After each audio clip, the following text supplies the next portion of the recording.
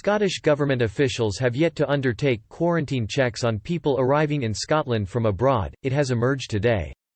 Currently, people arriving in Scotland from abroad have to quarantine for 14 days or risk a £480 fine.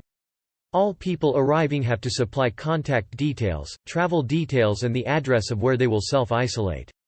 Public Health Scotland officials were expected to carry out spot checks and impose fines on travellers who refuse to self-isolate from June 8. But it was revealed today that these checks haven't yet started due to data protection measures.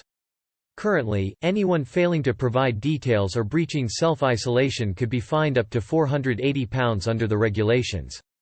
People believed to be repeatedly breaching quarantine can be reported to the Procurator Fiscal for potential prosecution and could face a fine of up to £5,000, although this would be done as a last resort. Health Secretary Jean Freeman said of the disruption today, "We had to have our Public Health Scotland official security cleared in order to access the Home Office systems. That's the system you need to access to get passenger data, in order to protect people's data. That has been resolved and those follow-up calls will begin this week." However, the SNP was criticised by Scottish Conservative leader Jackson Carlow. Speaking on BBC Scotland, the MSP added, "This is just the latest testing and checking failure by the SNP. We will not be able to exit lockdown safely until the SNP gets its act together on testing. From care homes to NHS workers, the whole testing scheme has been a mess. It's clear that behind Nicola Sturgeon there is an entire team simply not up to the task."